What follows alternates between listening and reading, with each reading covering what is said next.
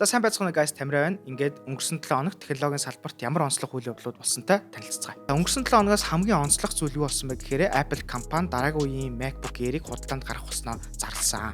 За энэ удаагийн MacBook Air нь яг өмнөх үеийн MacBook Air-ээс юугаараа өөр вэ гэх юм бол нэгдүгээрт мэдээж дараагийн үеийн чип болох M4 чиптэй. За хоёрдугаарт болохоор уртлын селфи камер нь 12 мегапикселийн 1080 HD камер болж сайжирсан байна. За мөн яг хүмүүс сонирхолтой байж магадгүй Sky Blue гэдэг шинэ өнгө нэмэгдсэн.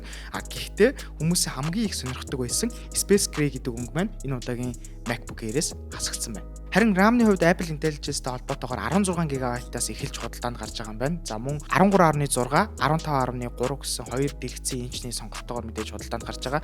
За энэ хоёрын худалдаанд гарч байгаа үнэ нь өмнөх үеийн хувилбараасаа хоёлоо $100 хямдхан байгаа нь энэ удаад хүмүүсийн анхаарлыг маш их татах үс эхлэл болж байгаа гэж харж байна. Тэгээд энээс цаашаа ямар ч өөрчлөлт байхгүй. Батарей яг хിവэрээ, жин яг хിവэрээ, дэлгэц яг хിവэрээ, тэгээ storage-ийн сонголтууд бас яг хിവэрээ, ямар ч өөр нэмэлт өөрчлөлт байхгүй. Миний хувьд бол Apple MacBook Air-ийг улам л жил болох тусам хөнгөн нэмхэн болгож явах хэрэгтэй гэж би боддیں۔ Харин MacBook Pro бол улам л жил ирэх тусам одоо powerful хүчтэй болж явах хэрэгтэй гэж боддог байхгүй. Тэгээд энэ удаагийн MacBook Air дээр үнийн хувьд л нэг тийм томоохон зураг гарснаас биш бусад зүйл дээр бол ямар нэгэн өөрчлөлт байхгүй гэж харж байна.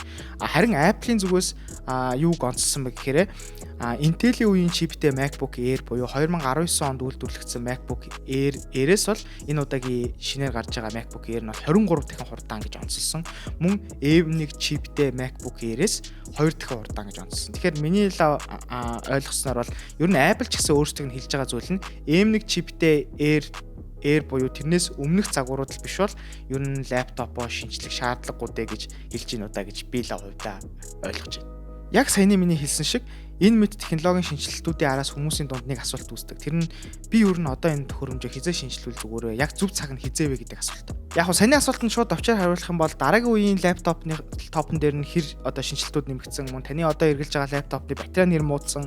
За тэгээд дараагийн үеийн лаптопны худалдаанд гарч байгаа үнэ нь хэр хямдхан байна гэдгээс хамааруулаад ер нь бол дунджаар 3-5 жилдээ бол лаптопыг солих нь зөвөө гэж бол хүмүүс зөвлөдөг. Гар утсан дээр бол энэ нь арай багасаад 2-3 жил болж хувирж байгаа. Тэр бүр том хэмжээний одоо өөрчлөлт мэдрэхийг хүсэх юм бол 4-5 жилдээ нэг удаа солих юм бол та яг өөр ертөнцөд очисон юм шиг л мэдрэмж авах боломжтой. Ер нь бол тийм хурдтайгаар бүх технологийн одоо хэрэглээний төхөөрөмжүүд бол шинжлэгдээд явж байгаа. Жишээ нь зөвхөн утсан дээр л ярихад iPhone 13 болон 16-гийн хооронд ердөө 3 жил байгаа хэрнээ камер, чип, жин, дизайн, за софтвер байж болно те. Apple Intelligence гэсэн сүүлд AI фичрүүд ингээд ороод ирсэн гэдэг. Ердөө 3 жилийн зайтай хэрнээ маш их хэмжээний өөрчлөлтүүдийг мэдрэх боломжтой байгаа юм. Тэгвэл BSP-гийн хамт олонны зүгээс хуучин хэрэглээгээ шинжлэх гэдэг аяныг өрнүүлж байгаа юм байна. За хэрв таны хэрэглээний төхөөрөмжүүд сая миний хэлсэнчлэн 2-5 жилийн хугацаа өнгөрсөн, таны бүтээмжид нөлөөлж, стресс дүүлж, цагийг хороох болсон бол BSP-гээс шинэ үеийн технологиудыг сонирхоод үзээрэй. Зөвхөн гар утас компьютер гэлтгүү,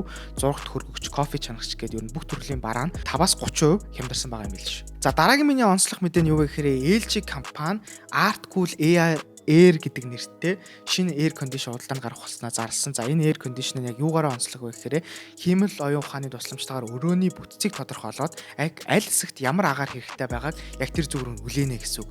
За мөн үүнээс гадна өрөөний цонх онгорхой байх, эсвэл өрөөний температурыг мэдрээд за тухайн өрөөнд ямар агаар шаардлагатай байгааг бас тодруулна гэсэн үг. За хэрвээ цонх онгорхой байх юм бол хүлээхэ болдог ч юм уу те.